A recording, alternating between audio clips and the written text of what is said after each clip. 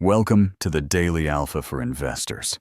I'm Ted, and today is Tuesday, April 28th, 2026. This is the day the AI partnership map got redrawn. Microsoft loses its exclusive grip on OpenAI. Google doubles down on Anthropic with $40 billion. And NVIDIA breaks out to a $5 trillion market cap. Beijing threw a wrench into Meta's agentic AI strategy, and the Musk versus Altman trial opened in court. Let's get into it. The Microsoft and OpenAI exclusive era is officially over. On April 27th, the two companies announced a restructured partnership that strips Microsoft of its sole cloud rights to OpenAI products. Azure stays the primary cloud and gets first dibs on new releases. But OpenAI is now free to deploy on AWS, Google Cloud, or any hyperscaler it chooses, clearing the path for OpenAI's reported $50 billion deal with Amazon. Microsoft keeps its licensing rights through 2032 and stops paying revenue share to OpenAI, while OpenAI continues paying Microsoft through 2030. This landed just 48 hours before Microsoft's Q3 FYD's earnings, with Azure growth pegged at around 38% year over year. For investors, this matters in two directions. Microsoft loses its moat as OpenAI's exclusive distributor, but it also stops writing revenue share checks, so net financials may be cleaner. The bigger red, multi-cloud AI is now the default architecture, and the hyperscaler that wins on price and latency wins AI and OpenAI workloads. Watch Azure versus AWS in tomorrow's earnings call. Google just made the largest single investor commitment in AI history. The company announced plans to put up to $40 billion into Anthropic, $10 billion immediately, with the remaining $30 billion tied to performance milestones. For context, Anthropic is approaching $19 billion in annualized revenue and is now the most richly backed external AI lab on the planet. This move signals that Google is no longer betting exclusively on its in-house Gemini line. It now holds the leading internal lab through DeepMind and the closest external rival through Anthropic, a two-horse strategy that hedges against its own model quality risk. The compute angle is critical. Anthropic's TPU-heavy inference strategy gets locked in for years on Google Cloud infrastructure. For investors in Alphabet, this is a defensive play as much as an offensive one. It ensures that even if Gemini loses ground to Claude, Google still wins on cloud revenue. The deal also caps a Q1 2026, in which AI absorbed $242 billion, 80% of all global venture funding. NVIDIA's Vera Rubin platform is now in full production, and the stock showed it, breaking out to its first record close since October, up 4.3% to $208, pushing market cap above $5 trillion. The Vera Rubin system packs 7 new chips.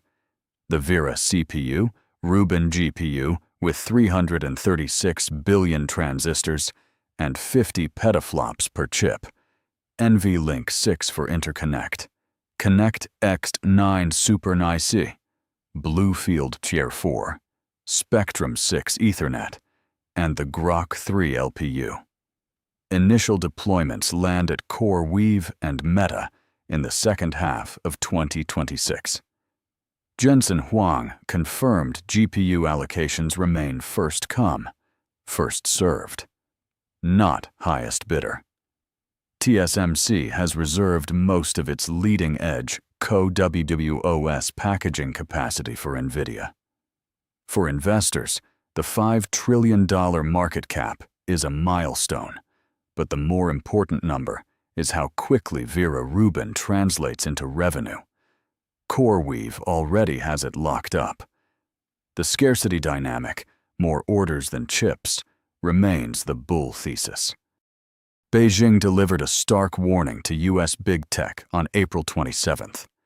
China's National Development and Reform Commission issued a one-line order forcing Meta to unwind its roughly $2 billion acquisition of Manus, the agentic AI startup that went viral earlier this year. Manus is Singapore incorporated, but has deep mainland roots, and China treated that as enough. Both Manus co-founders were summoned to Beijing and barred from leaving. This is the first major regulatory unwind of a U.S. big tech AI deal by Beijing, and it sets a precedent that will reshape cross-border AI M&A for years. Singapore and Hong Kong headquartered startups with mainland talent or data are now in a gray zone. For Meta, the immediate pain is strategic. Its agentic AI roadmap loses a key acquisition. The broader investor read is that cross-border AI consolidation carries regulatory risk on both sides of the Pacific, not just in Brussels or Washington. Meta's AI strategy now has to rely on internal development and the Llama open source ecosystem. Two OpenAI storylines collided this week, and both carry long-term signal. First, the Elon Musk versus Sam Altman civil trial opened on April 27th with jury selection. Musk alleges OpenAI's leadership double-crossed him by abandoning the nonprofit mission for an $852 billion for-profit valuation. A guilty verdict is unlikely, but the discovery process is the real risk. Internal governance documents and the capped profit mechanics could become public. Second, Fortune reported that OpenAI CFO Sarah Friar is privately pushing back on Altman's data center spending pace. OpenAI is at $25 billion plus in annualized revenue, but industry-wide AI capex is set to hit $660 billion in 2026, and someone has to grow into those contracts. Altman and Friar jointly called the report ridiculous, but the friction itself is notable. It's the first internal financial discipline signal as IPO chatter builds. For investors tracking the AI spending supercycle, this is the question that will define the back half of 2026. Can revenue catch the capex? That's the Daily Alpha for April 28, 2026. The headline theme today is the end of exclusivity. Microsoft and OpenAI decoupled. Google backed its own rival with $40 billion. And NVIDIA hit $5 trillion as the neutral infrastructure layer everyone needs. Beijing's block of Meta Manus and the Musk trial opening remind us that geopolitical and legal risk are now built into every major AI deal. The investor playbook this week: stay long the picks and shovels. NVIDIA, TSMC, CoreWeave, and watch tomorrow's Microsoft earnings call closely for how Azure frames the new OpenAI relationship. Thank you for watching the Daily Alpha. Subscribe for daily AI and market intelligence, and we'll see you tomorrow.